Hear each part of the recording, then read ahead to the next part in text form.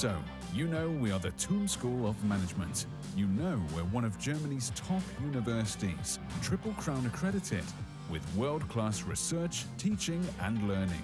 Great! But how much do you really know about us? What makes us, drives us?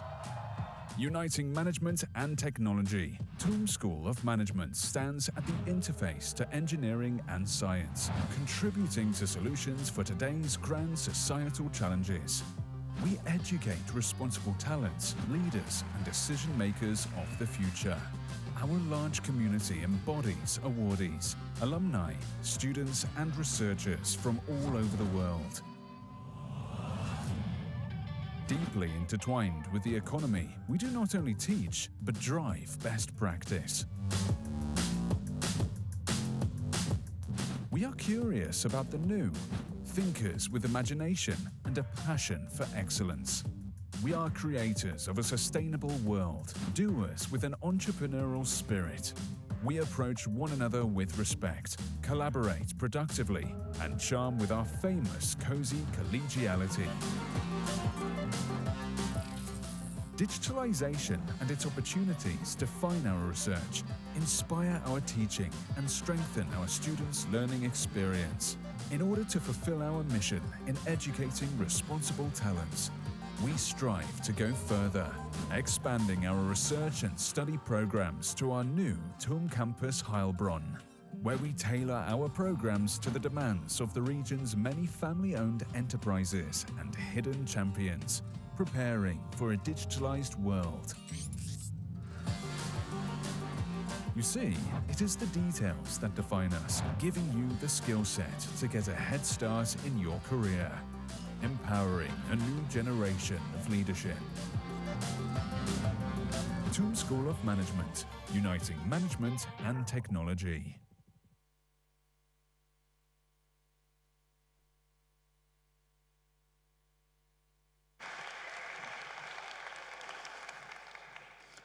So let me very warmly welcome you to the Technical University of Munich, to the TUM School of Management. It's a pleasure to see all of you here, probably many of you for the very first time on campus. I really appreciate that you are here. You can also be a bit proud about yourself because there obviously is a high demand for many of our programs, and it's not easy to get in, but you managed it. So congratulations for that. My name is Gunther Friedl. I'm the Dean of the School of Management, and I'm here since 17 years now, 14 years as a Dean, and I very much like the international atmosphere that we have. What you can also smell is this interdisciplinarity that we have in all our programs. You should get a blend, not only of different management topics, but in particular the blend between management and technology. And this is exactly what distinguishes our school from many other schools that also teach management. One of the things that also distinguishes us from many others is our entrepreneurial spirit. You will see that in many respects. You will have the ability to found your own business, to get in contact to other entrepreneurs. We collaborate a lot with many institutions here in Munich. The whole startup ecosystem in Munich is one of the best in Europe, so you can really dive into deeply into these topics, and you will learn a lot from that. Now, the whole afternoon now will cover not only this initial session here, you will also get outside later on, and if you don't have enough, then you should at least experience Munich as a party town over the weekend before the semester starts on Monday. And on Monday, you will have another welcome event. You probably have already been invited to that in Garching. And in Garching, you will witness the opening of a fresh barrel beer, second one after the Oktoberfest, and we will also witness the merging of all the schools together. So you will see your fellow students not only from the School of Management, but also from the School of Engineering and Design, from Computation, Information and Technology, from Natural Sciences. So all the total breadth of the Technical University of Munich will be yours. Now, I would like to go quickly through some tasks to check whether you're already prepared for your studies here at TUM. And we start with a very simple task. And the simplest task is basically that you see here on this slide. Follow our dean on LinkedIn. Now the question is whether you're able to do that. And the difficulty actually is increasing. So this is the easiest one.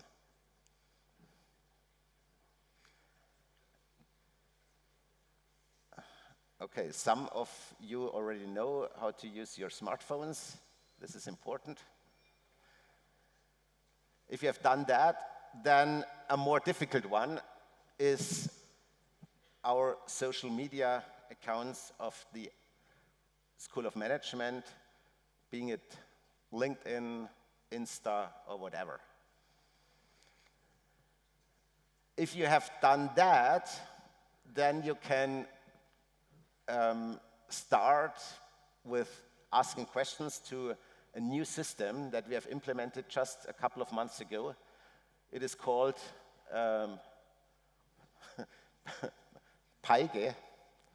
Not sure how to pronounce that, but you see the AI here. And actually, what we did is we basically automized the whole student consulting services. So whenever you have any question, then you can ask our AI.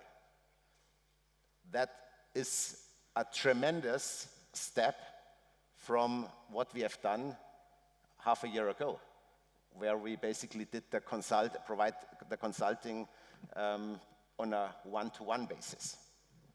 So that's the third one.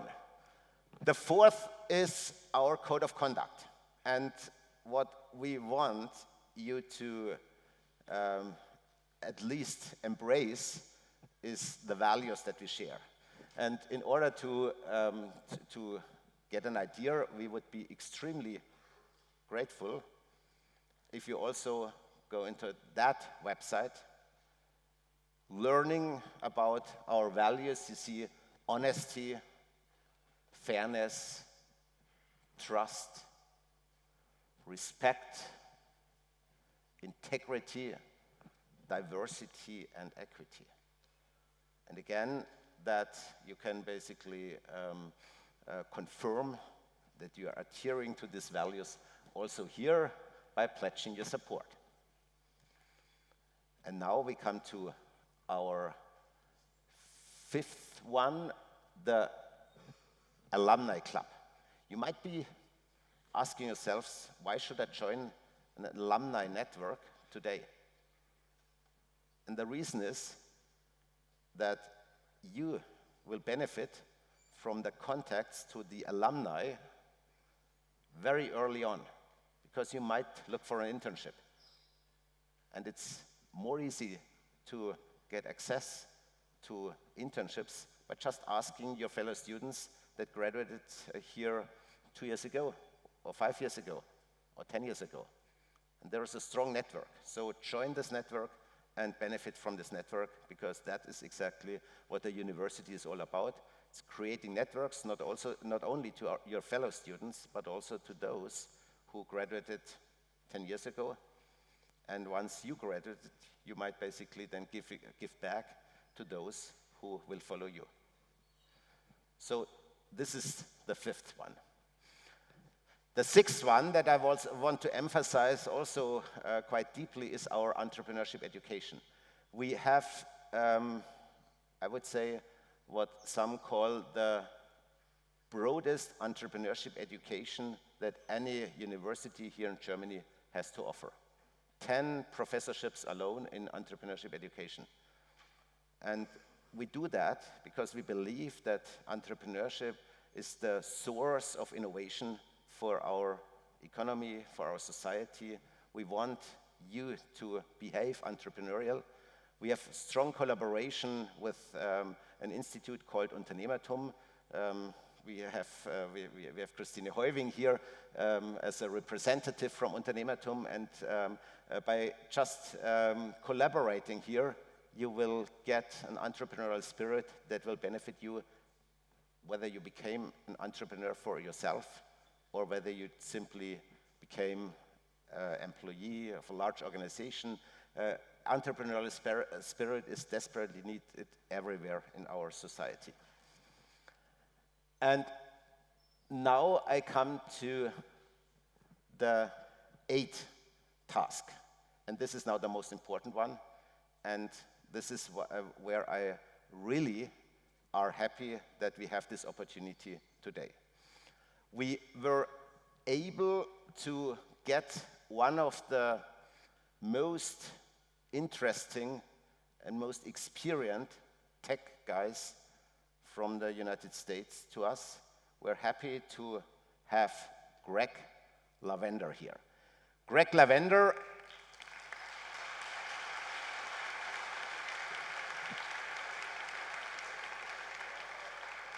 Greg is CTO of Intel, which is a company that probably everybody of you know from these semiconductor chips that are part of each computer. Greg has an entrepreneurial history. He founded 3 companies.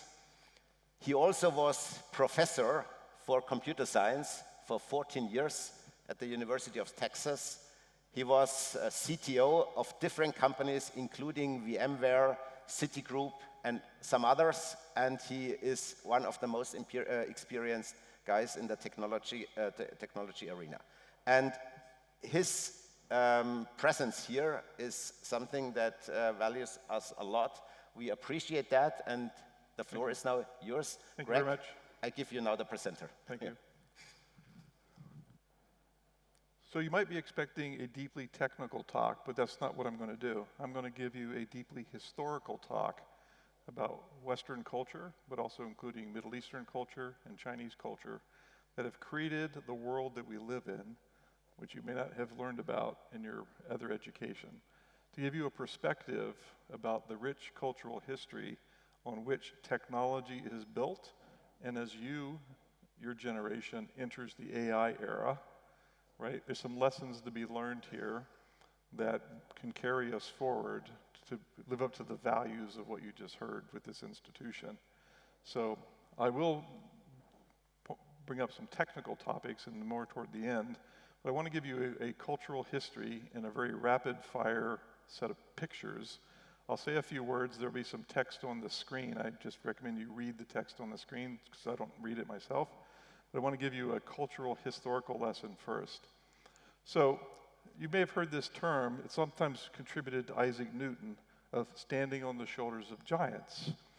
Where does this idea come from? And this is, I'm sorry about the lighting here's a little bit pushed out. This is from Greek mythology, the blind Orion searching for the sun.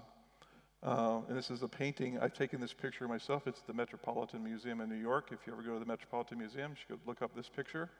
And this is, they call it a dwarf or a small person standing on the shoulders of the giant. And if you have a 2-pound British coin and you turn it on its side, that inscription is actually written across the edge of the 2-pound British coin. That's a stack of my coins, so I took this picture. But this idea that there's over 2,500 years of knowledge accumulation that has got us to this point, and I want to take you through it very quickly.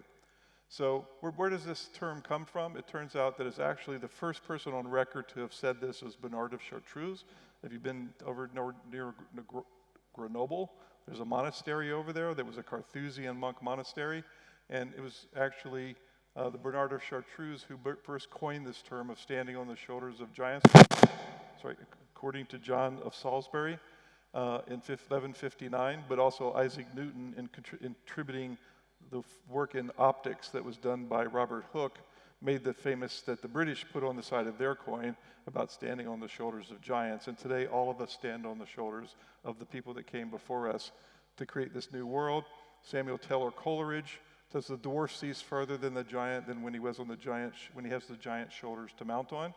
Linus Torvalds, who invented the Linux operating system, credited the Free Software Foundation and Richard Stallman at MIT for having given him open source that allowed him to first create the Linux operating system, of course, which is what runs mostly in the cloud today, and on your laptops if you want. And if you go to Google Scholar, they take this phrase as well in Google Scholar. So today, I stand on the shoulders of giants to give you a little bit of a history lesson. So, in the field of academics, there's something called big history. Rather than focus on very specialized knowledge, specialized situations, you look at the large-scale scope of history and what has happened and sort of reflect back on what we can learn from this type of thing. So if you look at the cosmic calendar, this is from Wikipedia, and you take the Big Bang over here, right, we get the Big Bang here, and you run the cosmic clock, all of human history is within this period here. It's 0.23 cosmic seconds of the origin of the universe. So all of our lives are packed into this very limited period. Columbus arrived in America 1.2 seconds ago. And we stand here at the precipice of this new age called the cloud era or the AI era. But all this has gone before. And so we are the apex species on the planet, which means we have a lot of responsibility.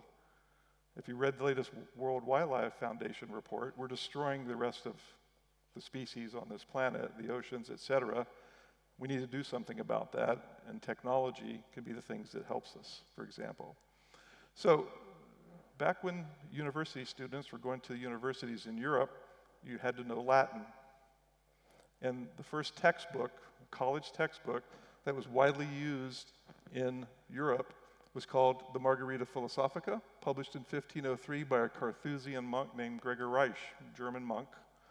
And this was a widely used textbook, and he lived from 1467 to 1525, so sort of the late Renaissance area. And he was known as a magister, a teacher, a professor. He was the professor who taught and instructed students, just like yourselves. And he was known as the oracle of knowledge and wisdom. So this is the front piece of a 1504 edition of the Margarita Philosophica, and it's an allegorical woodcut. There's a lot of information packed into this of imagery that you won't recognize, but I'll point some of it out. So there's the three faces of philosophy. So this is philosophy and the three faces of philosophy. There's philosophy divina, right? The divine. If you look up in the top, you have St. Augustine. You have St. Gregory, which is my middle name, is after St. Gregory, Gregorian calendar. This is Philosophy Divina. You have St. Jerome and St. Ambrosia. These were the four major theologians at this period in history of the Christian church. So that's one area of philosophy. There's also the three-headed part of philosophy, which is naturalis, natural philosophy, rationalis, rational philosophy, and moral philosophy. And then humana rerum, if you look along the side here, this is human nature. This is morality, rationality, natural philosophy. And then there's the seven liberal arts: logic, rhetoric, grammar, arithmetic, music, geometry, and astronomy. That's the table of contents for this book. And so I'm going to focus a bit on arithmetica because I'm a computer scientist and we all have to learn a lot of mathematics to do computer science. All of AI is built on the different types of mathematics called tensor algebra, linear algebra, et cetera. But where did we get these terms? Where did we get this mathematics from?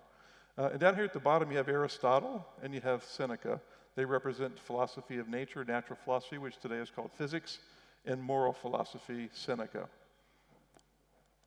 Now, many of you may have been to the Vatican Library, the Museum in the Vatican.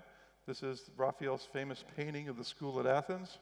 And if you actually go into these rooms in the Vatican Library, this actually was commissioned by Pope Julius II to paint these paintings. I've taken these pictures myself. This is Philosophy Divina. This is rational philosophy and moral philosophy. These are actually the 7 liberal arts up here in this painting, in this stela, in this area.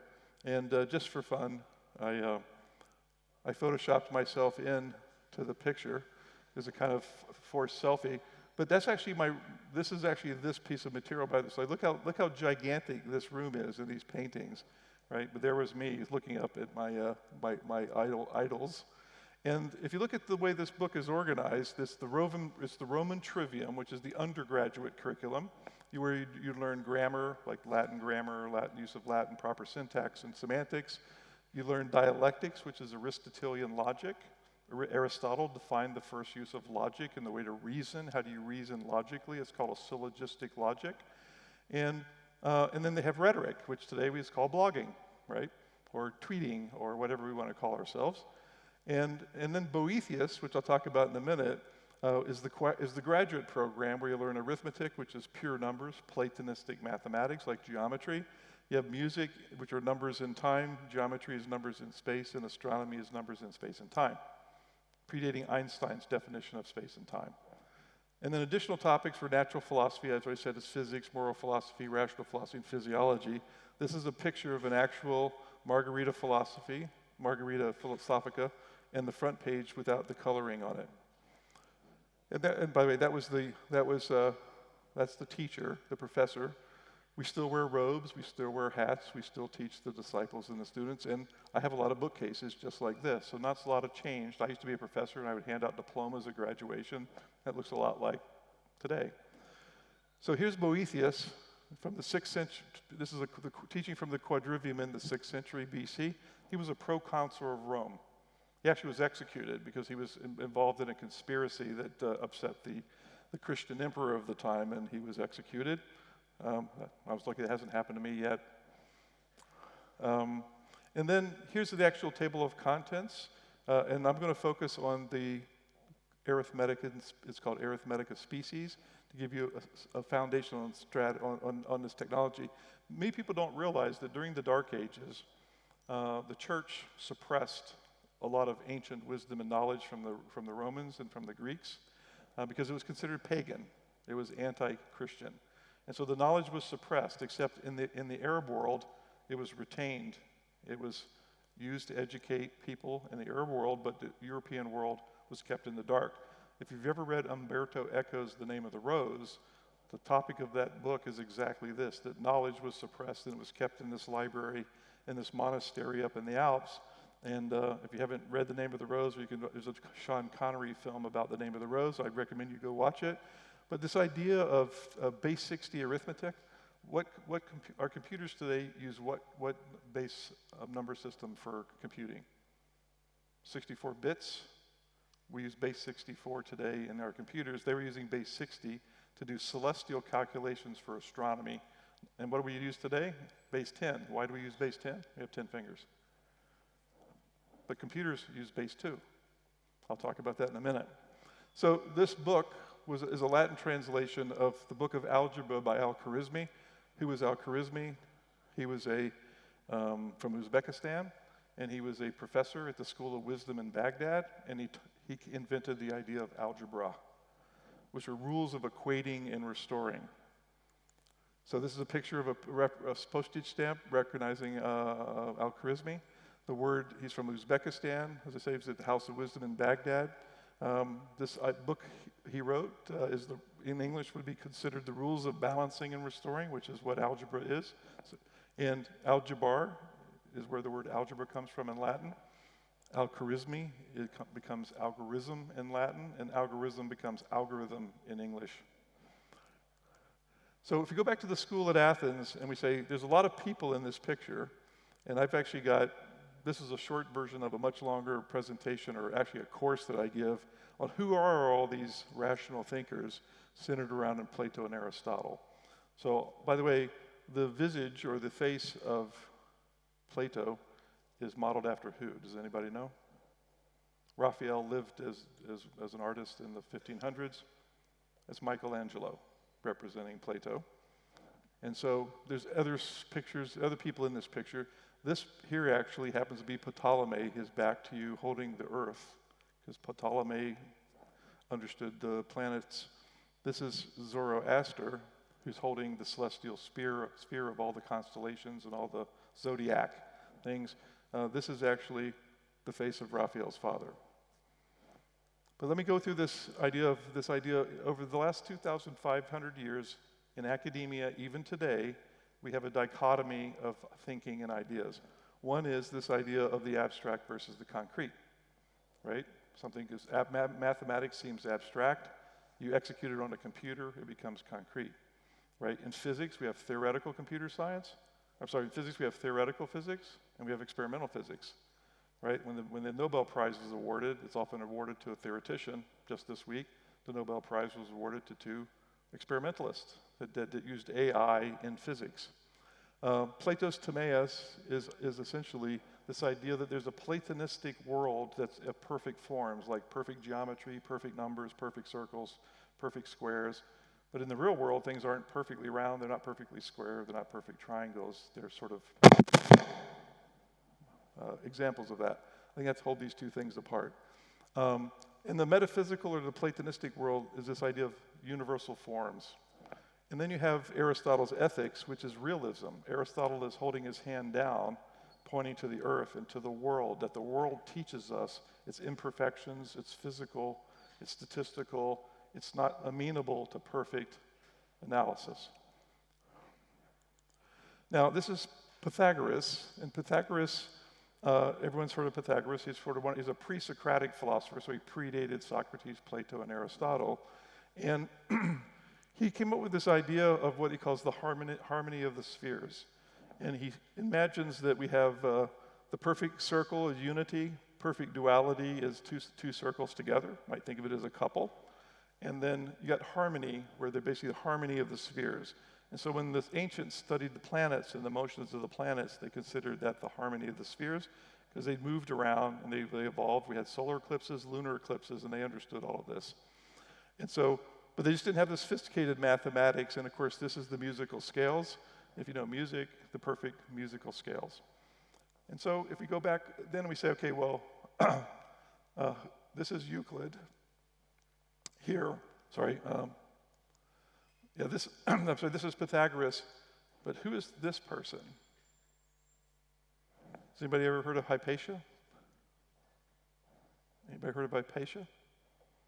She was the daughter of the head librarian at the Great Library of Alexandria, which was destroyed. She's considered the first female astronomer, mathematician, and teacher and philosopher. She was brutally murdered by a group of monks for teaching pagan philosophy, pagan mathematics, and pagan science, which wasn't approved by the church, and she was killed. And this is a big picture of Euclid's Elements from 1310 of Hypatia teaching a group of undergraduate men. She was the professor. So I'd encourage you to look up Hypatia if you have some curiosity about her life and the things that she did in her time. So has anyone heard of the Antikythera mechanism? In Greece, in the early 1900s, 1905, a group of sponge divers took shelter in a cove, and in the morning, after the storm had passed, they'd drop down into the sea and see if they could find some sponges. And they found an ancient Roman shipwreck.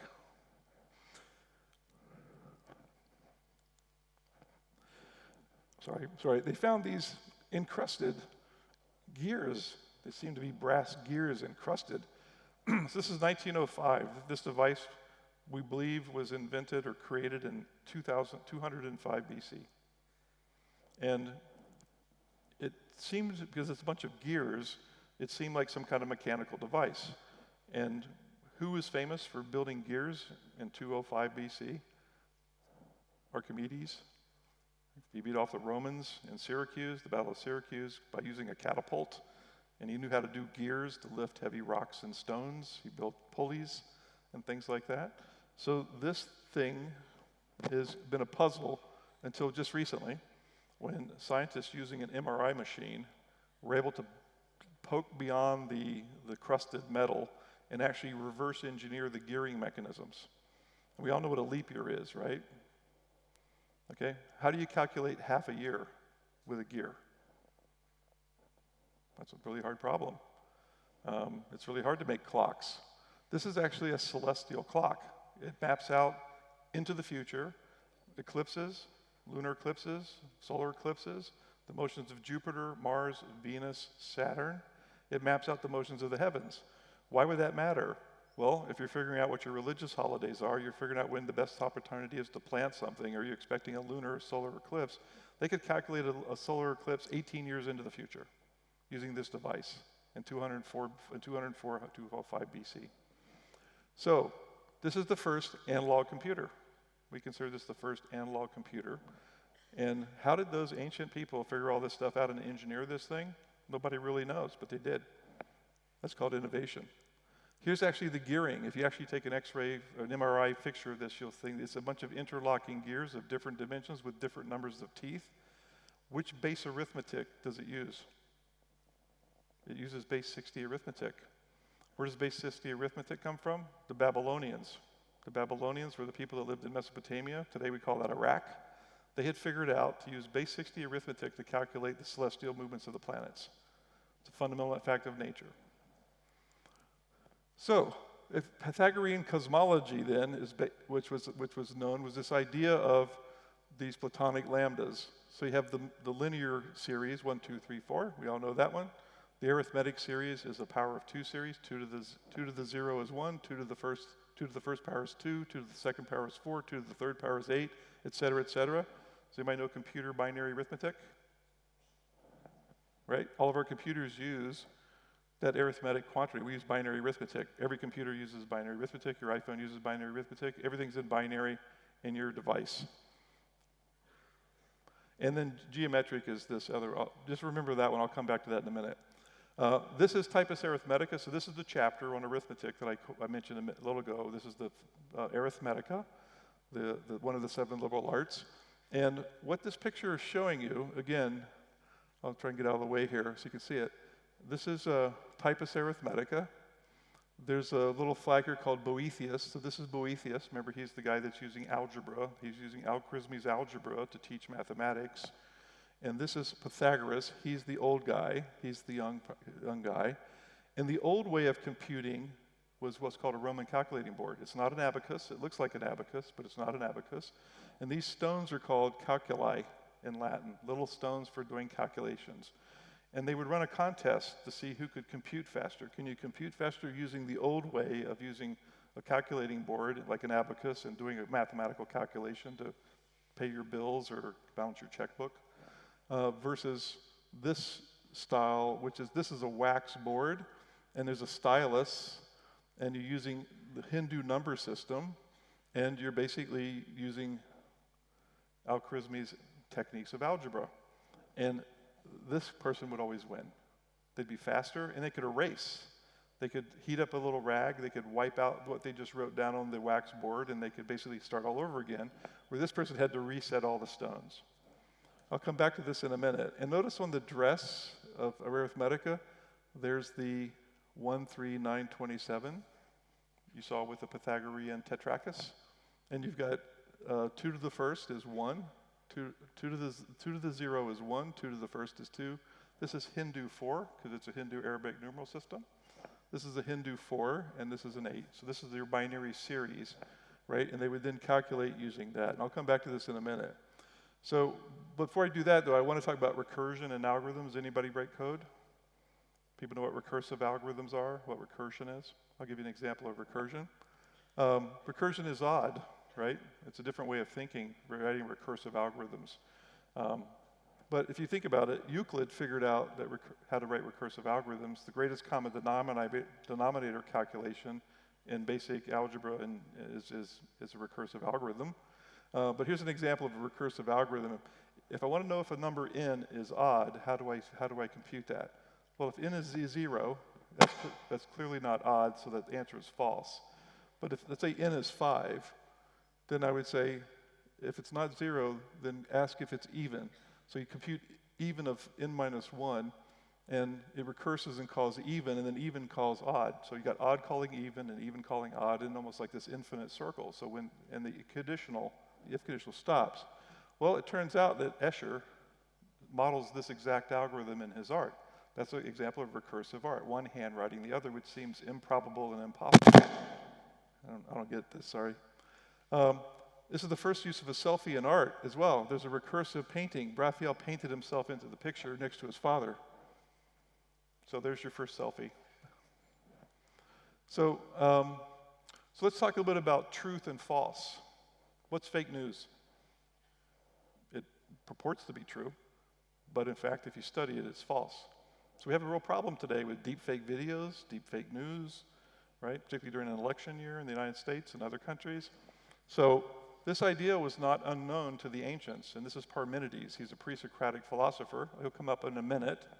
And so Parmenides said, besides untrustworthy truth's unquaking heart, the false fictions of a poor mortal's art, I bring to an end my trustworthy word and thought, the tale of truth, the rest is a sort of pack of lies expounding men's beliefs. This idea of truth and false was really important even back then, just like it is today. Some people think of binary as 1 is true and 0 is false. Sorry. I think it's maybe my headset. Maybe that's the problem.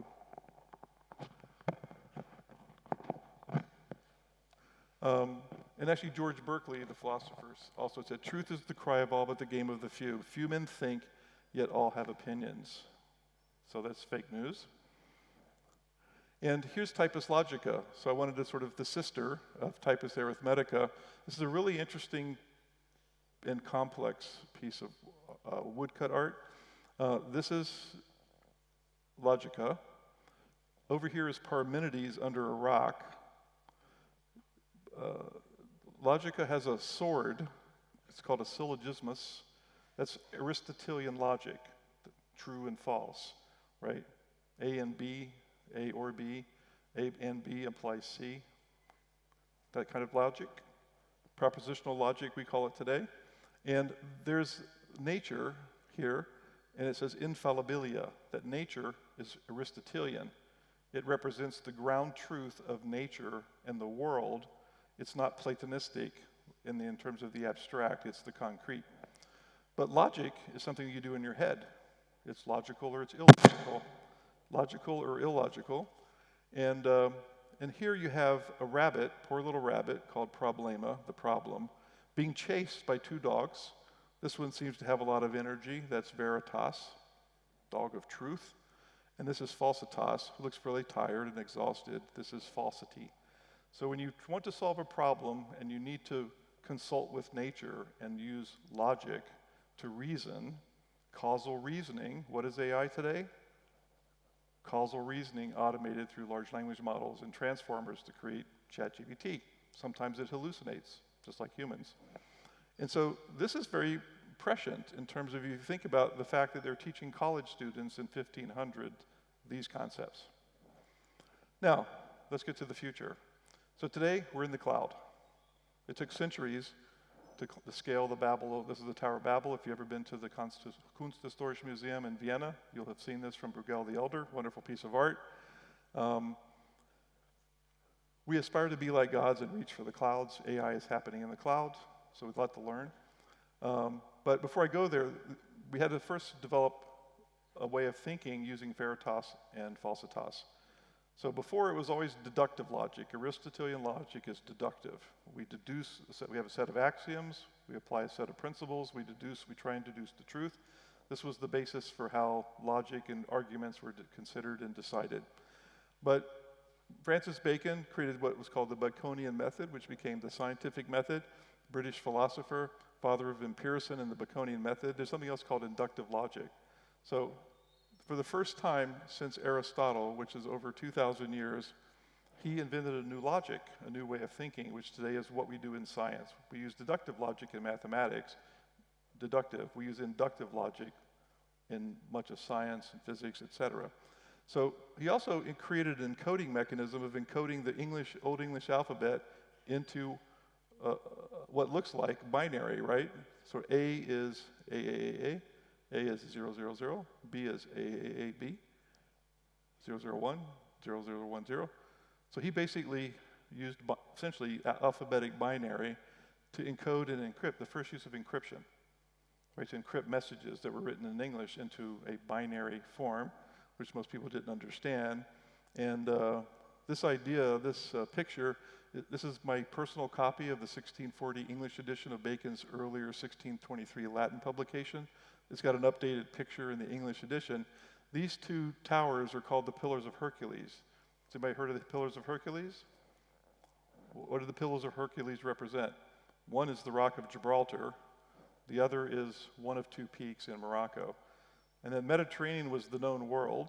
And at some point, let's say 1492, Columbus ventured beyond the Rock of Gibraltar into the wide open Atlantic and discovered the New World. Okay, that was a very scary proposition.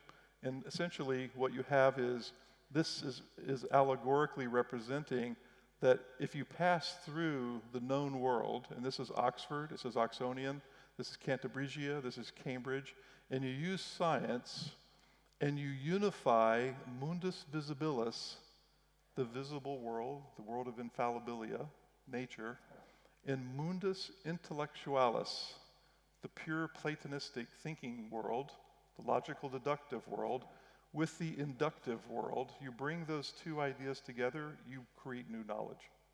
This was a fundamental shift in philosophy and thinking in the way science was conducted, which is now we call the scientific method. And so this is in 1640, 1623 was the first Latin edition of this idea. So Bacon is actually credited with this new way of thinking. Now, if you look in theoretical physics, this idea is actually very relevant. Physics is based on experience and experiment, the mind and experiment, from which all axioms are generally accepted principles of laws of nature inductively developed. However, an axiomatic approach used for the purposes of reasoning to establish a formal deductive system is potentially dangerous and inadequate. Since axioms do not constitute a necessary truth, it's not necessarily veritas. You also have to have theories that can be disproved. And so furthermore, they cannot be proved rigorously in every circumstances. They can't be verified, only shown to be untrue in certain circumstances that's falsified. And Einstein basically, this is what Einstein came up with, is that gravity works just as long as the velocity of the object's considered is very small compared to the velocity of light. And that's when he developed Newtonian physics. So this is Pascal, and Pascal invented the first calculator. How would you like to carry this around in your backpack to your math class? He used the Pythagorean, Pascal's triangle is based on the Pythagorean triangle. Here's the power of 2 series. He built the first mechanical calculator that did addition and subtraction. And then this gentleman here, the German Gottfried Leibniz, was a German philosopher, spent most of his time in France. He figured out using binary arithmetic how to do multiplication and division, and he built a better calculator. And today, we use our computers to do all the calculations we need in mathematics. These little stick figures here, this is binary 0, this is binary 1, this is binary 2, this is binary 3, binary 4, binary 5, binary 6, binary 7. These came from China. Marco Polo went to China. The Chinese invented binary. They just did write it the way we write it. They wrote it as little sticks. And so that was imported during this period of time. And it was 1,800 years after the Antikythera mechanism, which is a celestial clock, which computes the motions of all the planets, solar eclipses, etc. Right? But we had lost all of that knowledge into the past until it was rediscovered. And this is Leibniz's paper on binary arithmetic, where he talks about the fact that we can take all of human knowledge and we can encode it in zeros and ones. And when you go to the court to get a divorce, it's not he said, she said. We'll just encode it all in binary and ask ChatGPT to tell us who's at fault. We've come this far. So essentially, he believed that it was a universal language, zeros and ones, that could encode all human knowledge, all human feelings, all human emotions. This has been the dream of AI since this time. And are we there yet? No. We're on the path. This is actually a poor photograph I took of a manuscript under glass because they wouldn't let me touch it, that shows you unum autem necessarium, 1 and 0, is all that's necessary to encode all of human knowledge. Do you believe that today? Yes, every digital book you read, every digital music you play, every digital whatever you do, this is now true. And this is 2 to the 14th. He figured out, you know, the power of 2 based on the Tetrachus of Pythagoras, that we could basically encode everything in binary and we could treat a new way. He actually minted a medallion, unus ex nihilo omnia, out of nothing, and it is all one. In Greek, the monad, from the monad, all is created. Sounds like a Pythagorean. And if you know Three Dog Night, the rock band from 1969, they have a song called "One is the loneliest number that you'll ever do. 2 can be as bad as 1. The loneliest number since the number 1." It's encoded in rock and roll. Now, Thomas Harriot actually beat Leibniz to the problem, but he didn't know about the Chinese thing. He actually came up with it himself, but he never published it. He never thought of it as building a machine. He just wrote some notebooks about it, and he missed out on being famous. Now, let's move it to the modern world. How did we get to where we have modern computers? Well, first you have to have the universal laws of logical thought. So I've already mentioned George Boole, but before George Boole was Isaac Watts, who wrote this book in roughly around 1700, that to improve the mind, you need to supplement it with the art of logic. And he basically wrote down essentially logical reasoning using Baconian and Aristotelian logic. George Boole came up with the laws of thought. That's a pretty ambitious statement. It's the mathematical theory of logic and philosophy, how to do natural deduction. Okay, what does AI do today? It does logical deduction to compute answers to things. That's why it can write code. The Nobel Prize in Physics, as I said, was just offered earlier this week to Dr. Hopfield and Dr. Glenn Hinton. Glenn Hinton is the great-grandson of George Boole. Gottlob Frege encoded the rules of logic in mathematical form, and so truth through proof, all mathematical proof is built off of Frege's logic. And Bertrand Russell noticed a contradiction that he documented in his book Principia Mathematica. And the bug was recursion, except he didn't understand recursion. Now we consider recursion an actual meta-logic and first-order logic. So, real quickly, just jump through. So there's De Morgan's laws were built off of Boolean algebra. The first sort of Boolean logic for a circuit was defined by the calculus of inference. Today we do inference in our computers, and Augustus De Morgan gets credit for that.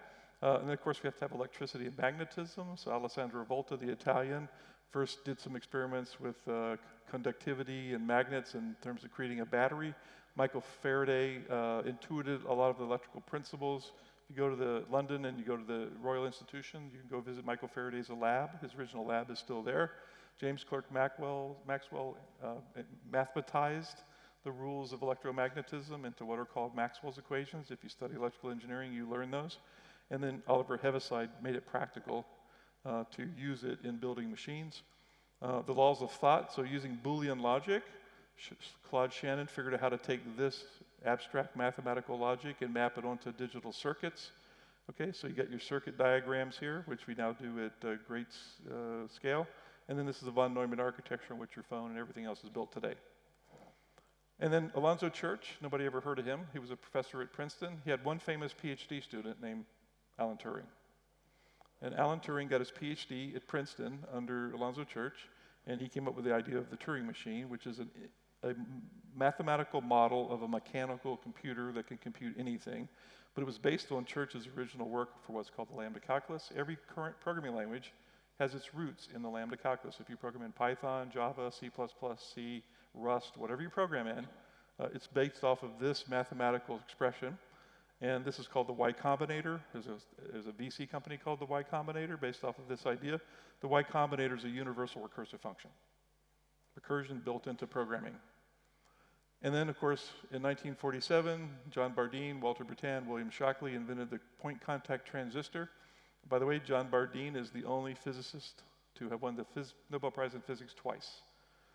First for the point contact transistor, the second time for superconductivity, which today's modern supercomputers, I'm sorry, not supercomputers, quantum computers from IBM are built on superconductivity off of Bardeen's ideas. And then Jack Kilby and Robert Noyce invented the integrated circuit.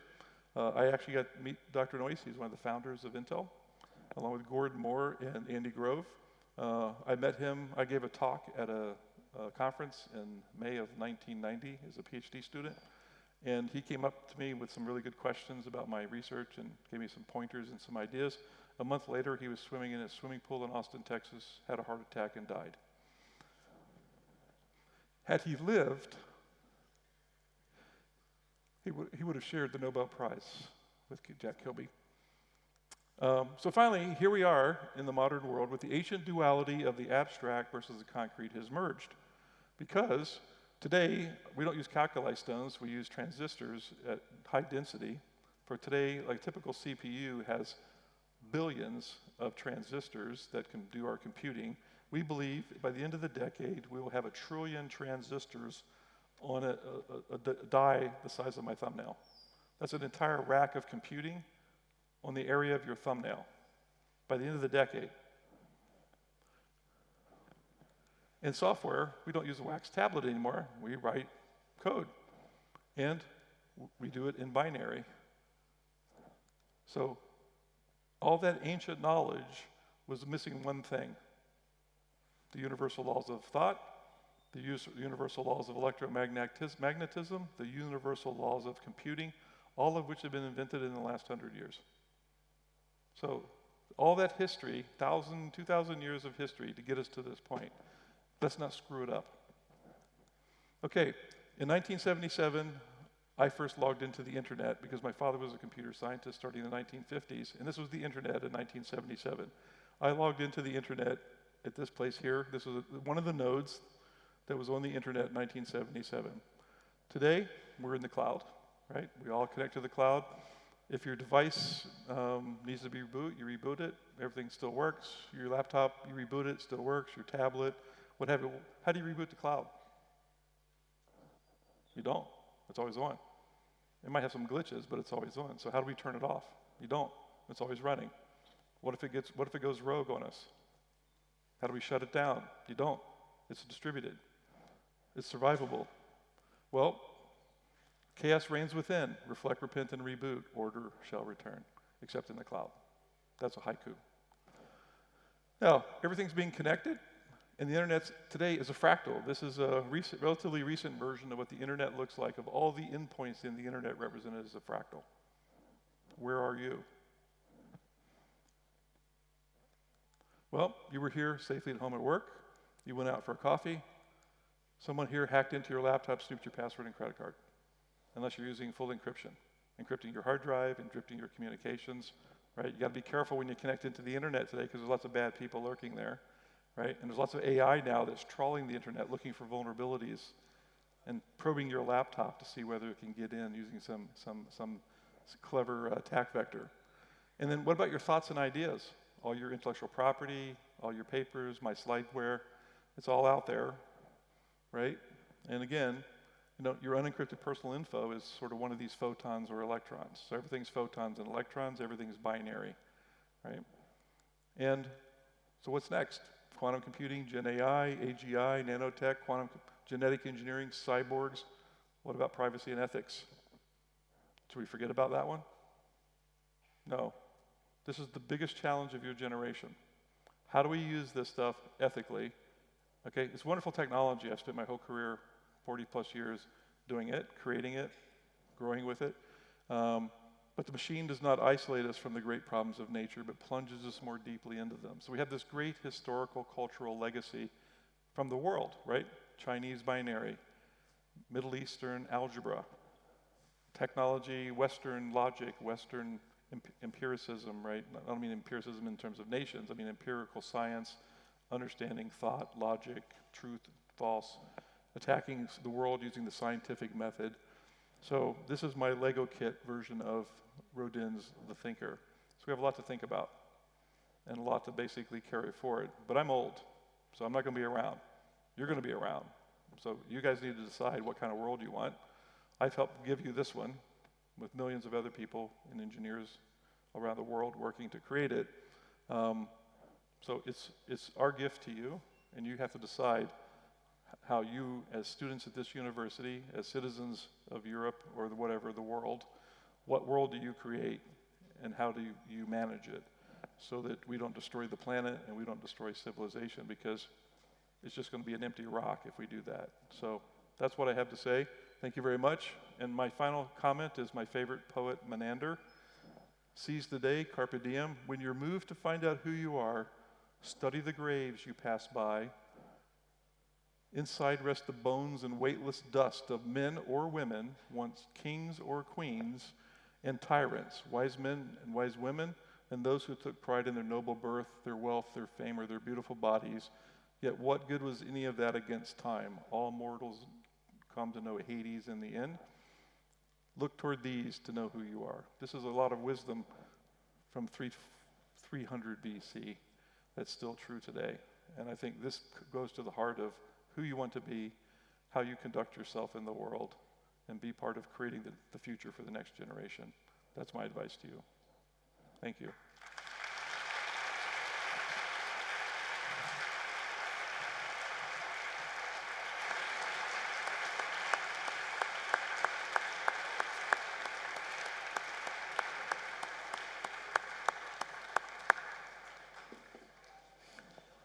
Thanks so much, Greg, for a wonderful journey throughout our history, our scientific history. So first of all, I have here something for you that I would like you to wear. Okay. First of all, Right. our hat. Wait.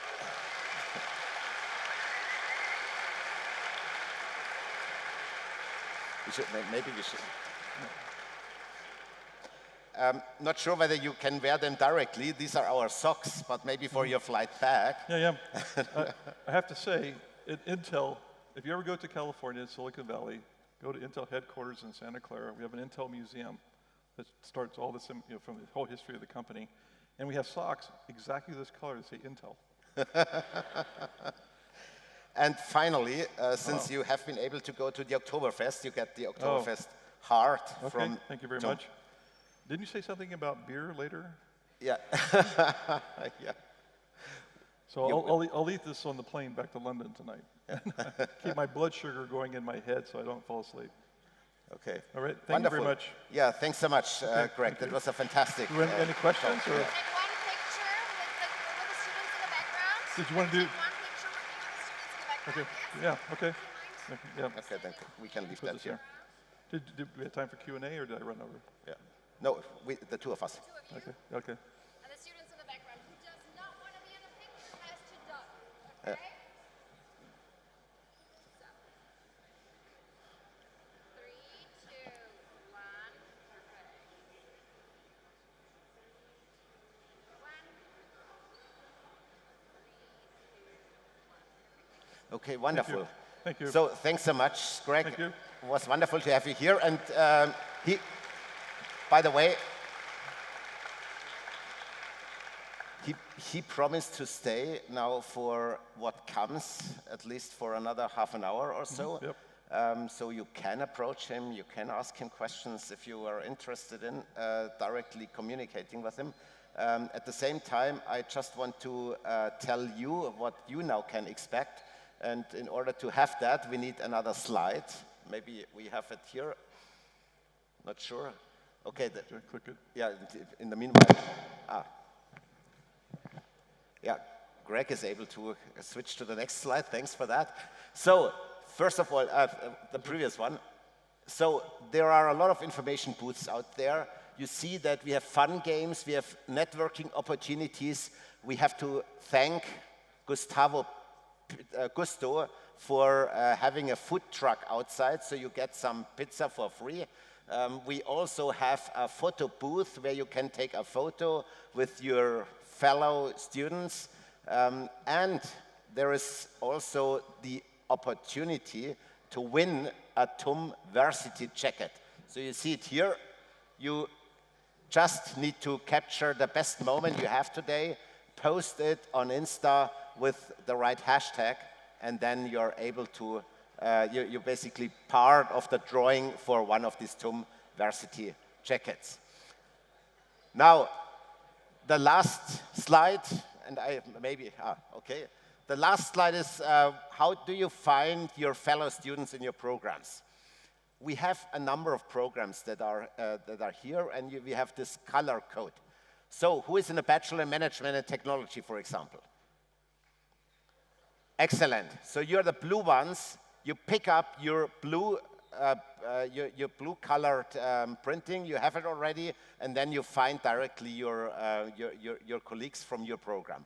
Who is in the Bachelor or in the Master in Management and Technology?